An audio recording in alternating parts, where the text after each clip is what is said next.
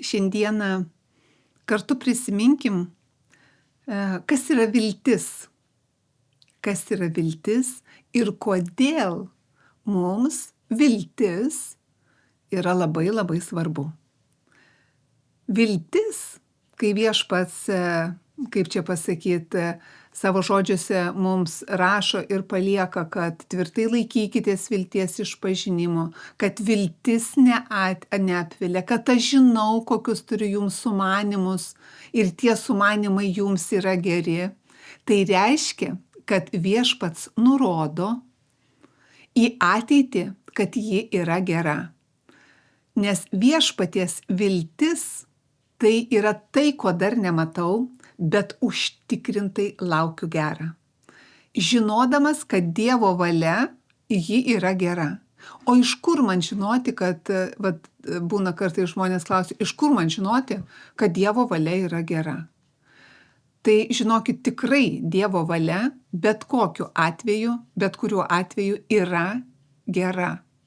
Jeigu ir mums atrodo žemiškai kažkokiame etape, kad labai bloga situacija, bet globaliai bendra prasme vis tiek Dievo valia yra gera, nes pats Dievas yra geras. Ir kad man žinoti, koks yra Dievas, man reikia Dievą pažinti. Už tai mes laidose ir dalinamės tuo gyvo Dievo pažinimu, suvokdami ir iš Dievo paliktų mums žodžių suprasdami, kad Dievas yra geras, kad jis viską dėl mūsų sukūrė, kad mums viską atidavė žemėje valdyti, naudotis, tam, kad džiaugtumėmės gyvenimu žemėje ir vieną dieną nueitume pas Viešpatį. Pasikeitė į Viešpatės atvaizdą ir pavydalą, kiek tai įmanoma žemėje. Prisipildė gerumu, ramybė, Dievo išmintimi. Taigi viltis yra užtikrintas laukimas gero. Viešpaties viltis yra užtikrintas laukimas gero, nežiūrint į aplinkybės, o savo vidiniu įsitikinimu suvokiant, kad Dieve, aš žinau, kad tu esi geras, kad tu viską sutvėrei dėl manęs, kad tu pats save, Kristau, Viešpatie, atidavei už mane, kad aš būčiau išpirktas, išlaisvintas, išgelbėtas. Ir tai yra didžiausia dovana. Aš dėkoju tau, Viešpatie, kad tavo žaizdomis mano gyvenimas čia žemėje atstatytas, kad amžinybei aš turiu gyvenimą, kuris manęs laukia, amžinybei amžiną gyvenimą.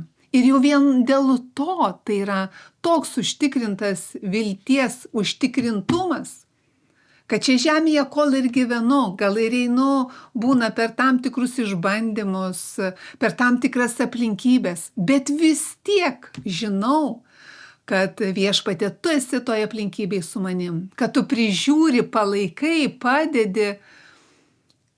Ir man reikia nukreipti, ir aš tikiu, kad mes tai darom, mokomės, nukreipiam savo mintis ir žvilgsnį į tave, Viešpatie. Ir noriu paskaityti iš Izaijo 64 skyrių. 4 eilutė, kur sako, nuo amžių ausis negirdėjo ir akis neregėjo kito Dievo, bet tavęs, Viešpatie, kuris tiek padarytų jo laukiantiems. Sako, akis neregėjo ir ausis negirdėjo, ką tu esi paruošęs, kad tiek padarytum jo laukiantiems. Bet svarbiausia, būti susifokusavusiems laukti Viešpatį, nukreipti savo mintis, dėmesį ne į aplinkybės, ne į tai, kas vyksta dabar pasaulyje, ne į tai, kas vyksta mano šalyje, šeimoje, bet fokusuoti savo mintis į dėmesį, laukti Viešpatės, kad jis padaręs ir paruošęs viską, kas yra gera. Nesakau, kad nereikia visiškai rūpintis namais, nei darbo, nei artimaisiais. Be abejo, kad tai reikia suderinti ir tai daryti. Bet kai rūpinėsi artimaisiais, namais, darbu, myli Viešpatį ir gerbi žmonės, vat iš to Dievo pažinimo, Tai kaip čia pasakyti, išeina daug lengviau tai padaryti. Daug lengviau eiti tuo gyvenimo keliu, kai savo žvilgsnį laikai viešpatyje.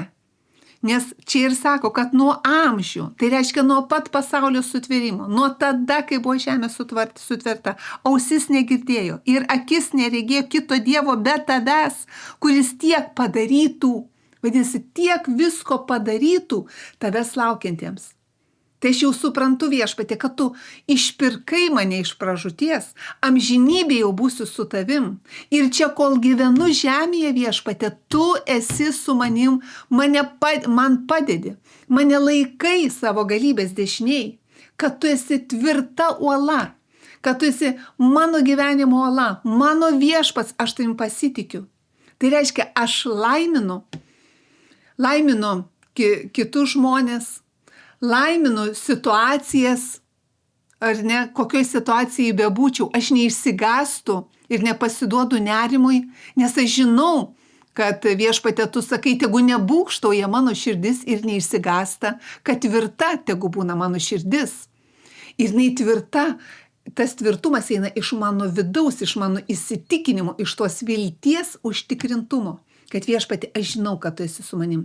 Kas bebūtų, kaip kas nevyktų, viešpatie, aš žinau, aš turiu viltį, nes tu pats man palikai savo žodžius, aš juos matau, skaitau, priimu, aš juos kalbu, aš tikiu, viešpatie, kad nėra kito Dievo be tavęs, kuris tiek padarytų, kuris tiek jau visko padaręs dėl manęs, kuri tavęs laukiu. Tai reiškia, nuo pat ryto, kai mes atsikeliam, kai mes prabundam, jau dėkojam viešpatį, kad tu šiandien viešpatė dar vieną dieną man duodi žemėje.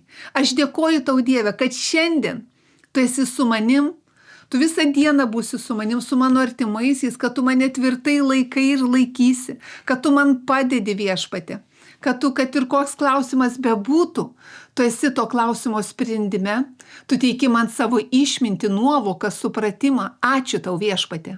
Ir tai yra tvirtas vilties išpažinimas, kaip mes praeitą kartą ir kalbėjom. Kas yra tvirtas vilties išpažinimas? Tai reiškia tikėjimas, kad kokia situacija bebūtų mano gyvenime, viešpatė, tu viešpatė, kūrėjau dangaus ir žemės, mano gelbėtojau, tu esi su manim. Ir žinot kas atsitinka? Atsitinka tai, kad ramybė tavyje daugėja, ramybės daugėja. Tiesiog tu nurimsti, nustoji, kaip čia pasakyti, stresuoti. Tavo kūnas rimsta. Kitai žodžiais tariant, tu eini vakare ir ramiai miegi. Tau nereikia raminamųjų, tau nereikia kitų priklausomybės dalykų įvairiausių, nes tavo ramybė, tavo paguoda, tavo viltis yra viešpats, kuris sutvėrė žemę ir dangų, kuris tavim rūpinasi, kuris prižiūri čia žemėje tave, tavo artimuosius ir duoda tau viską, ko reikia čia žemėje. Bet aš turiu paklusti, laikyti savo mintis ir protą, laukti viešpatės, laukti, žiūrėti į jį, o aš galiu žiūrėti į viešpatį kaip, nukreipdama savo akis, savo žvilgsnį į Dievo žodžius. Ir jeigu aš save disciplinuoju, vis nukreipiu savo akis į Dievo žodžius, aš jau juos būnu čia susidėjus į vidų. Ir iš vidaus ateina ta ramybė, tas užtikrintumas, tas vilties užtikrintumas, kad kas bebūtų, Dieve, tu esi su manim. Tu padedi. Ir tai padeda tau pačiam pirmoji eilėje. Ir nereikia galvoti, kad kaip kitus keisti. Pirmoji eilėje reikia keisti save. Savo vidų, savyje ugdyti ramybę, tą viltį, užtikrintumą, laukt gerą. Taigi dėkoju viešpate, kad kiekvienam, kuris ieško Dieve tavo pažinimo, kiekvienam viešpate, kuris gyvena tikėjimu, gyvo Dievo pažinimu, dėkoju, kad tu kiekvienam apreiški, Dieve, savo išmintį, kad tu esi paguoda mums visiems, viešpate. Dėkoju tau, Dieve. Ačiū, viešpate, kad tu esi geras, prižiūri mūsų gyvenimus, teiki mums savo ramybę, savo išmintį, duodi mums sveikatą, kol gyvenam žemėje. Nes mes mylime, viešpate, tave, visa širdimi ieškome tavo pažinimo, o tu, viešpate, sakai, o visa kita bus pridėta. Dėkojam tau ir mes pasiruošę priimam tą visą kitą, ką tu mums pridedi. Ačiū. Ačiū Viešpatie už tavo ramybę kiekvienam iš mūsų, už tavo išmintį, už sveikatą, už viską, ko reikia žemėje. Dėkojam Viešpatie, kad tu mus išgelbėjai, atpirkai Viešpatie ir amžinybėje būsim su tavim. O kol gyvenam žemėje, mes dėkojam tau ir tvirtai stovime užtikrinti, kad gyvenam jėgoj, sveikatoj ir praeinam bet kokius suspaudimus ir aplinkybės. Sunkes aplinkybės mes praeinam Viešpatie su tavimi. Ir tai yra, gerbėmieji, viltis. Ta ramybė, tas užtikrintumas, kad bet kokioj aplinkybei mano Viešpats, mano Jėzus yra su manim.